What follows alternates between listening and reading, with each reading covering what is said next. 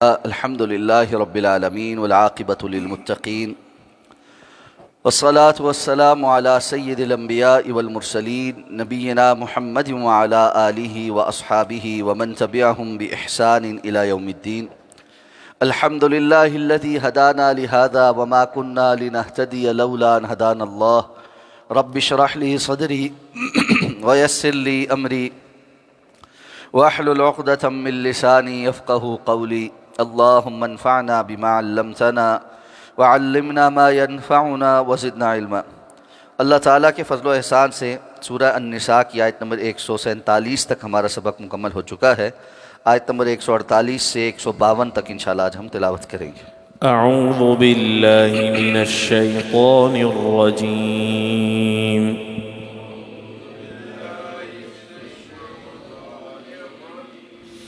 بسم اللہ الرحمن الرحیم.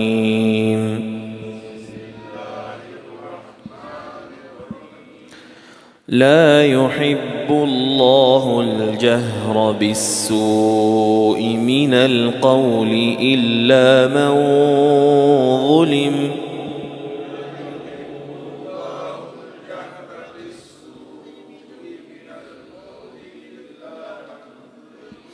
وكان الله سميعا عليما.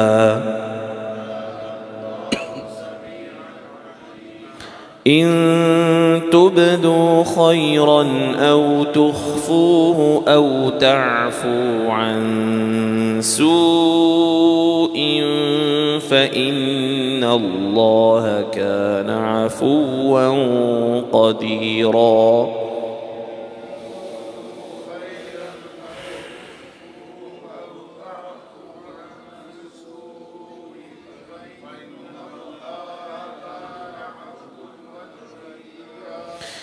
إن الذين يكفرون بالله ورسله ويريدون أن يفرقوا بين الله ورسله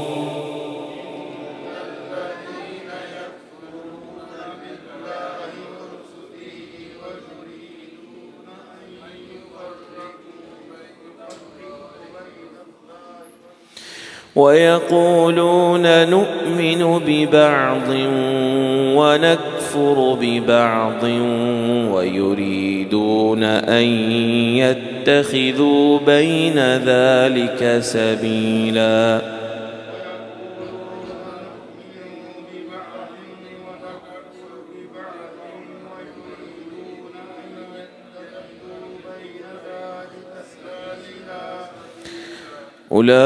أولئك هم الكافرون حقا وأعتدنا للكافرين عذابا مهينا.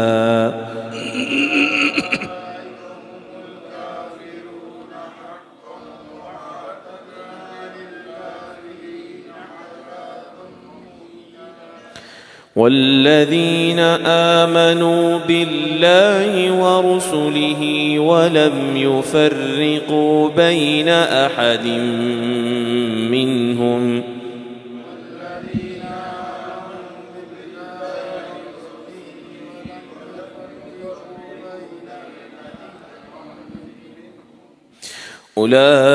أولئك سوف يؤتيهم أجورهم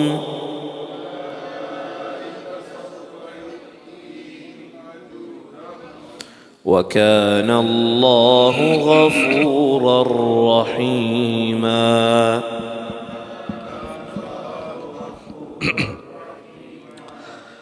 لا يحب اللہ نہیں پسند کرتا اللہ الجہر بالسوء من القول بات میں بری بات کا اونچا بیان کرنا الا من ظلم سوائے جو ظلم کیا گیا ہو.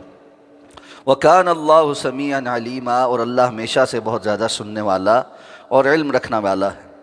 ان تبدو خیراً او تخفوہ اگر تم کسی نیکی کو ظاہر کرو یا اسے چھپاؤ. او تعفو عن سوء یا کسی برائی سے درگزر کرو. فإن اللہ کان عفوا قدیرا، تو یقیناً اللہ تعالی ہمیشہ سے بہت زیادہ درگزر کرنے والا قادر ہے۔ ان الذین یکفرون باللہ ورسلہ، یقیناً وہ لوگ جو تکفیر کرتے ہیں اللہ اور اس کے رسولوں کی، وَيُرِيدُونَ أَن يُفَرِّقُوا بَيْنَ اللَّهِ وَرُسُلِهِ، اور وہ چاہتے ہیں کہ وہ تفریق کریں اللہ کے درمیان اور اس کے رسولوں کے درمیان، وَيَقُولُونَ نُؤْمِنُ بِبَعْضٍ، اور کہتے ہیں کہ ہم بعض پر تو ایمان لائے، وَنَكْفُرُ بِبَعْضٍ، اور بعض کے انکاری ہیں، وَيُرِيدُونَ أَن يَتَّخِذُوا بَيْنَ ذَلِكَ سَبِيلًا، اور وہ چاہتے ہیں کہ اس کے درمیان کوئی رستہ اختیار کریں۔ اولئک هم الکافرون حقا، یہی وہ لوگ ہیں جو حقیقی کافر ہیں۔ وَأَعْتَدْنَا لِلْكَافِرِينَ عَذَابًا مُهِينًا، اور ہم نے کافروں کے لیے رسوا کن عذاب تیار کر رکھا ہے۔ وَالَّذِينَ آمَنُوا بِاللَّهِ وَرُسُلِهِ، اور وہ لوگ جو ایمان لائے اللہ کے ساتھ اور اس کے رسولوں کے ساتھ، وَلَمْ يُفَرِّقُوا بَيْنَ أَحَدٍ مِّنْهُمْ، اور وہ کوئی تفریق نہیں کرتے ان میں سے کسی کے درمیان بھی، اولئک سوف یؤتیہم اجورہم، یہی وہ لوگ ہیں کہ عنقریب وہ ان کو ان کا اجر دے گا۔ وکان اللہ غفورا رحیما، اور یقیناً اللہ ہمیشہ سے بہت زیادہ بخشنے والا اور بار بار رحم فرمانے والا ہے۔ فرمایا کہ اللہ تعالیٰ برائی کی بات کو اعلانیہ بیان کرنے اور دوسروں کے سامنے ظاہر کرنے سے کو پسند نہیں فرماتا، سوائے وہ شخص کے جس پر ظلم کیا گیا ہے۔ مظلوم کو یہ اختیار ہے کہ وہ چونکہ اس کے ساتھ ظلم ہوا ہے اس لیے اعلانیہ کسی کو بتا سکتا ہے کہ یہ بندہ ظالم ہے، تاکہ اس کا مداوع ہو سکے۔ اور اس میں بھی پھر سٹیجز ہیں کہ سب سے پہلے وہ ایسے لوگوں کو بتائے کہ جو اثر انداز ہو سکتے ہیں، تاکہ اس کو اس کے ظلم سے چھٹکارا، اس پر جو ظلم کیا جا رہا ہے اس سے چھٹکارا ملے اور اس کی داد رسی ہو۔ رسول اللہ صلی اللہ علیہ وسلم کے پاس ایک صحابی آئے اور انہوں نے آ کر اپنے پڑوسی کے ظلم کی شکایت کی کہ وہ بہت تنگ کرتا ہے۔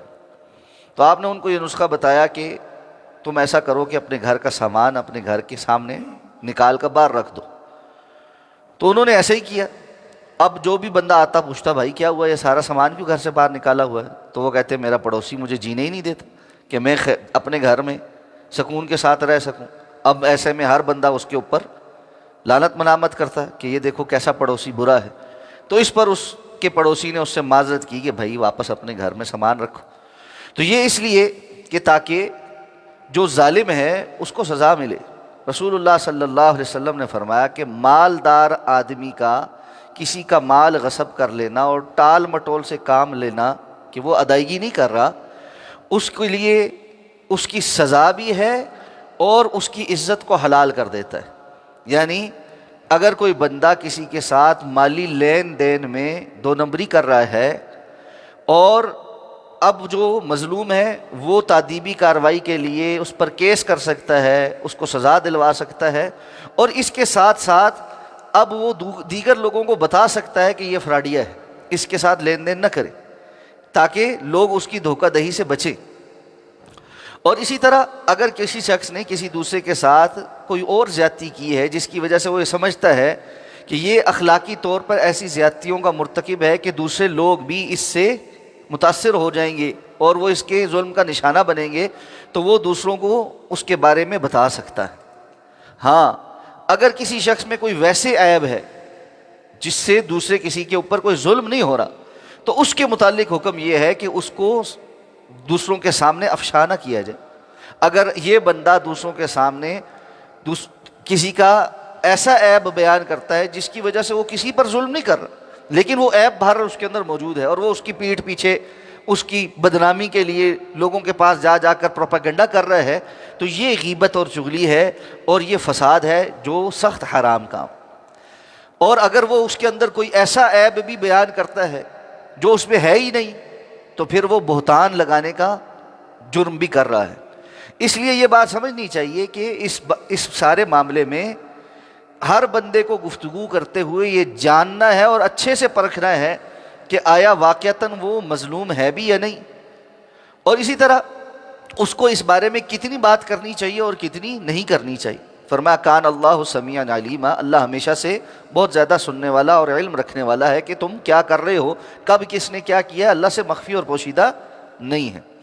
اس کے ساتھ فرمایا کہ اگر تم خیر کے کسی کام کو ظاہر کرو یا چھپاؤ، اور اسی طرح اگر کسی برائی سے درگزر کر دو، یعنی اس بات کی اجازت تو ہے کہ جو مظلوم ہے وہ اپنے ساتھ ہونے والے ظلم کو یا برائی کو بیان کر دے تاکہ اس کا مداوع ہو، لیکن بسا اوقات زیادتی اس قسم کی ہوتی ہے کہ بندہ اس کو درگزر کر دے، یعنی اس سے کوئی بہت بڑا فرق نہیں پڑ رہا ہوتی زیادتی ہی ہے لیکن انسان کے لیے قابل برداشت ہوتی ہے۔ تو معاشرے کے اندر ایک دوسرے کے ساتھ چلتے ہوئے بہت ساری چیزوں میں درگزر سے کام لینا ہی پڑتا ہے، تب جا کر معاشرے چلتے ہیں۔ تو اللہ نے فرمایا تو یہ جان لو کہ اللہ تعالی ہمیشہ ہی بہت زیادہ درگزر کرنے والا اور قدرت رکھنے والا ہے۔ اب یہ بات ذہن میں رکھیں کہ قرآن مجید میں جہاں بھی اللہ تعالیٰ آیات کے احکامات کے بعد اپنی کچھ صفات کا ذکر کرتے ہیں نا تو وہ بڑی سگنیفیکنٹ ہوتی ہے۔ یہاں پر اللہ تعالیٰ نے کیا فرمایا؟ وَكَانَ اللَّهُ عَفُوًّا قَدِيرًا، اللہ تعالیٰ بہت زیادہ ہمیشہ سے درگزر کرنے والے اور قدرت رکھنے والے۔ درگزر رکھنے والے اللہ کی جو یہ صفت ہے یہ کیوں بیان ہوئی؟ کہ اگر تم درگزر کرو گے تو اللہ بھی تو تم سے بہت سارے معاملات میں درگزر کرتا ہے، اللہ بھی تو درگزر کرتا ہے، اور تم درگزر کر دو تو یہ بہت اچھی بات ہے، اللہ کو پسند ہے، لیکن یہ نہیں ہے کہ اللہ رب العزت قدیر نہیں ہے۔ اللہ کی قدرت ہر شخص پر ہے، اور جو ظالم ہے اللہ تعالیٰ پھر اپنے نظام کے تحت اس کے ساتھ نبٹتا ہے۔ تو اس لیے جو بندہ درگزر سے کام لے اور اپنے معاملے کو اللہ کے سپرد کر دے تو اللہ بہت بہتر انصاف کرنے والے ہیں۔ فرمایا کہ یقیناً وہ لوگ جو اللہ اور اس کے رسولوں کے درمیان تفریق کرتے ہیں۔ اب یہاں سے اہل کتاب کے متعلق گفتگو شروع ہو رہی ہے اور تقریباً سورت کے آخر تک انہی سے متعلق بات چلتی رہے گی۔ یہود و نصارہ کی یہ صفت ہے کہ وہ اللہ رب العزت کے رسولوں میں تفریق کرتے ہیں۔ اللہ تعالیٰ نے رسولوں میں تفریق کرنے کو اللہ اور اس کے رسولوں میں تفریق کرنا قرار دیا ہے، یعنی یہ بندہ چونکہ اللہ کی نہیں مان رہا، رسول تو کسی کو اللہ نے بنا کر بھیجا ہے۔ اب یہودی حضرت موسیٰ علیہ السلام تک اور بعد کے جو بنی اسرائیل کے انبیاء ہیں ان کو تو مانتے ہیں، لیکن حضرت عیسیٰ اور اللہ کے رسول صلی اللہ علیہ وسلم کو رسول ماننے کو تیار نہیں، اور اسی طرح عیسائی حضرت عیسیٰ تک مانتے ہیں لیکن رسول اللہ صلی اللہ علیہ وسلم کو اللہ کا رسول ماننے کو تیار نہیں۔ یہ ہے کہ رسولوں کے درمیان تفریق کرنا، اور اسی لیے ہمیں کیا حکم دیا گیا ہے؟ آمن الرسول بما انزل الیہ من ربہ والمؤمنون کل آمن باللہ وملائکتہ وکتبہ ورسلہ لا نفرق بین احد من رسلہ، ہم رسولوں میں سے کسی ایک کے درمیان بھی تفریق نہیں کرتے۔ یہاں پر تفریق سے کیا مراد؟ کہ یہ ہم انکار نہیں کرتے کہ ان میں سے کوئی رسول نہیں ہے، جن کے نام اللہ نے ہمیں بتلا دیے ہمارا ان پر بھی ایمان ہے، اور جن کے نام نہیں بتلائے من جملہ ان پر بھی ایمان ہے کہ وہ اللہ کے نبی اور رسول تھے۔ اور تفریق میں یہ فرق نہیں ہے کہ اس کا معنی یہ نہیں ہے کہ رسولوں کے درمیان آپس میں کوئی فضیلت کا فرق نہیں، فضیلت کا فرق تو موجود ہے۔ تلک الرسل فضلنا بعضهم علی بعض، یہ رسولوں کی جماعت ہے، اس میں سے بعض کو بعض پر ہم نے فضیلت دی ہے، اور اولو العزم من الرسل بالاتفاق تمام انبیاء اور رسول سے افضل ہیں، اور ان میں جناب محمد الرسول اللہ صلی اللہ علیہ وسلم سب سے افضل ہیں۔ تو اس اعتبار سے فضیلت کا فرق موجود ہے، لیکن منصب رسالت کے اندر کسی کی رسالت کا انکار کر دینا جیسے یہود و نصارہ کرتے ہیں، یہ اسلام والوں کا وتیرہ نہیں۔ تو فرمایا کہ وہ لوگ جو اللہ اور اس کے رسولوں کے درمیان تفریق کرتے ہیں اور کہتے ہیں کہ ہم بعض پر تو ایمان لائے اور بعض کا انکار کرتے ہیں، تو یہ درمیان کا کوئی اور رستہ نکالنا چاہتے ہیں۔ اللہ تعالیٰ فرماتے ہیں اولئک هم الکافرون حقا، یہی حقیقی کافر ہے، یہود و نصارہ اور ہر وہ کسی مذہب کا پیروکار جو اپنے کسی مذہب کے انبیاء کو تو مانتا ہے لیکن محمد الرسول اللہ صلی اللہ علیہ وسلم کے منصب رسالت اور آپ کی ختم نبوت کو نہیں مانتا، یہ لوگ ہیں جو حقیقی کافر ہیں۔ اور فرمایا وَأَعْتَدْنَا لِلْكَافِرِينَ عَذَابًا مُهِينًا، ایسے کافروں کے لیے ہم نے رسوا کن عذاب تیار کر رکھا ہے۔ تو اہل ایمان کون ہیں؟ جو اللہ پر اور اس کے رسولوں پر ایمان لاتے ہیں۔ وَلَمْ يُفَرِّقُوا بَيْنَ أَحَدٍ مِّنْهُمْ، اور ان کے درمیان میں سے کسی ایک میں بھی تفریق نہیں کرتے۔ اور اسی کے ذیل میں یہ بھی ہے کہ جو اللہ اور اللہ کے رسولوں نے پیغام دیا ہے اس پیغام کو بھی ماننے کی کوشش کرتے ہیں۔ اور اس پر عمل کرنے کی کوشش کرتے ہیں، اور اس میں یہ نہیں ہے کہ یہ بات تو ہم مانتے ہیں اور یہ بات ہم نہیں مانتے، یعنی انکاری ہو جانا یہ صریح کفر ہے کہ اسلام کے کچھ احکامات کو ماننے سے انکار کر دینا، جیسے منکرین زکوٰۃ نے زکوٰۃ کو اسلام کا حصہ ماننے سے انکار کر دیا تھا۔ ایک ہے کسی بندے کا کسی چیز پر انسانی کمزوری اور بشری کمزوری ہونے کی وجہ سے عمل نہیں ہے، مانتا ہے کہ یہ دین کا حصہ ہے، تو وہ بندہ گناہ گار ہے، اللہ تعالیٰ سے معافی مانگتا رہے، انشاءاللہ اللہ معاف کرنے والا۔ لیکن ایک بندہ جو اصولی طور پر یہ سمجھتا ہے کہ فلاں چیز دین کا حصہ ہی نہیں، جبکہ وہ اللہ رب العزت نے اور اللہ کے رسولوں نے بیان کی ہے، اور ان مبادی کا انکار کر دیتا ہے، اور جس طرح اللہ کے رسول صلی اللہ علیہ وسلم نے فرمایا کہ بنی الاسلام علی خمس، اسلام کی بنیاد 5 چیزوں پہ ہے، شہادتین، نماز کا قائم کرنا، زکوٰۃ کا ادا کرنا، رمضان کے روزے رکھنا، اور حج بیت اللہ اگر انسان کے پاس استطاعت ہو۔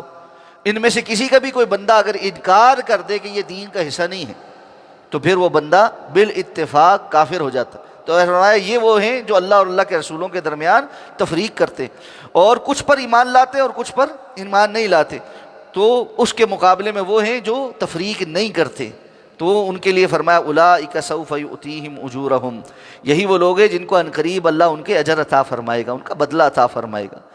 دنیا کی زندگی میں اللہ رب العزت کی اطاعت اور فرمانبرداری اور رسول اللہ صلی اللہ علیہ وسلم کے احکامات کی پاسداری، یہ بہت بڑی نیکی ہے، اور اللہ تعالیٰ کے ہاں اس کی بڑی قدردانی ہے۔ فرمایا وَكَانَ اللَّهُ غَفُورًا رَحِيمًا، اور یقیناً اللہ ہمیشہ سے بہت زیادہ بخشش کرنے والا اور بار بار رحم فرمانے والا ہے۔ یعنی جو اس اسلوب پر چلا اس کے کوئی گناہ بھی ہوں گے تو اللہ بخش دے گا اور اس کے حال پر رحم فرما دے گا۔ اللہ سمجھ کر عمل کرنے کی توفیق عطا فرمائے۔ سبحانک اللہم و بحمدک، نشہد ان لا الہ الا انت، نستغفرک و نتوب۔